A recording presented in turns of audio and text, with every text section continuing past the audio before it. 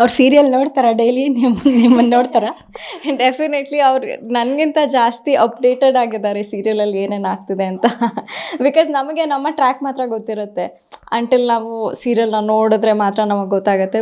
ನನಗಿಂತ ಹೆಚ್ಚಾಗಿ ನನ್ನ ಕೆಲಸದ ಬಗ್ಗೆ ಅವ್ರು ಅಪ್ಡೇಟೆಡ್ ಆಗಿದ್ದಾರೆ. ಮೋಸ್ಟ್ಲಿ ಆ ಸೀತಾ ಕ್ಯಾರೆಕ್ಟ್ರಿಗೆ ಬೋಲ್ಡ್ ಆಗಿರ್ಬೇಕಾ ಅಂತ ಅವರು. ಇಲ್ಲ, ಅವರು ನನ್ನ ಹಳೇ ಅಗ್ನಿ ಸಾಕ್ಷಿನೂ ಫಾಲೋ ಮಾಡಿದ್ದಾರೆ. ಆಮೇಲೆ ಅದಕ್ಕಿಂತ ಮುಂಚೆ ದೇವಿ ಬಂದಿತ್ತಲ್ಲ ಅದನ್ನು ಫಾಲೋ ಮಾಡಿದ್ದಾರೆ. ಆಮೇಲೆ ಬಿಗ್ ಬಾಸ್ದು ಸಾಕಷ್ಟು ಇನ್ಸಿಡೆಂಟ್ಸ್ ನನಗೆ ಹೇಳಿದ್ರು, ಹಿಂಗೆ ಆಯ್ತಲ್ವಾ ಬಿಗ್ ಬಾಸಲ್ಲಿ ಅಂತೆಲ್ಲ. ನನಗೆ ಒಂಥರ ಶಾಕ್ ಆಯಿತು. ನೈಸ್ ರಿಸರ್ಚ್ ಅನ್ನಿಸ್ತು. ಓಕೆ, ಎಲ್ಲರೂ ಏನಂದರೆ ನಿಮ್ಮದೊಂದು ಗುಂಪಿದೆ, ಅಮೂಲ್ಯ ಇದ್ದಾರೆ, ನಿಮ್ಮ ಫ್ರೆಂಡ್ಸ್ ಇದ್ದಾರೆ, ಪೂಜಾ ಇವರೆಲ್ಲ ಇದ್ದಾರೆ. ಅವ್ರದ್ದೆಲ್ಲ ಫೋಟೋ ನೀವೆಲ್ಲ ಒಟ್ಟಿಗೆ ಟ್ರಿಪ್ಗೆ ಹೋಗ್ತೀರಾ, ನೀವು ಹ್ಯಾಂಗ್ ಓವರ್ ಆದಾಗ ಅದನ್ನ ಕೇಳ್ತಿದ್ರು, ವೈಷ್ಣವಿ ಅವ್ರದ್ದು ಮದುವೆ ಯಾವಾಗ, ಅವರೆಲ್ಲರೂ ಮದುವೆ ಆಗೋದ್ರು ಅಂತ. ಅದಕ್ಕೀಗ ಉತ್ತರ ಸಿಕ್ಕಿದೆ. ನೀವು ನಂಬ್ತೀರಾ ಈಗ ಸ್ವರ್ಗದಲ್ಲೇ ಮದುವೆ ನಿಶ್ಚಯ ಆಗಿರುತ್ತೆ ಅಂತಾರಲ್ಲ, ಅದು ನಾವು ಎಷ್ಟು ಪ್ರಯತ್ನ ಪಟ್ಟರು ಅದಾಗೋದು?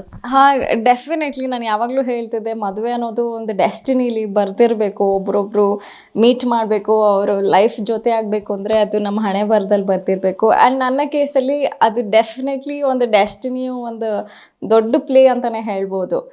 ಬಿಕಾಸ್ ಅವ್ರು ಎಲ್ಲೋ ಹುಟ್ಟಿದ್ದು, ನಾನೆಲ್ಲೋ ಹುಟ್ಟಿದ್ದು, ಅವರ ಕೆಲಸ ಬೇರೆ, ನನ್ನ ಕೆಲಸ ಬೇರೆ. ಹೆಂಗೋ ಭಗವಂತ ನಮ್ಮಿಬ್ಬರನ್ನೂ ಒಟ್ಟಿಗೆ ತರಿಸ್ದ.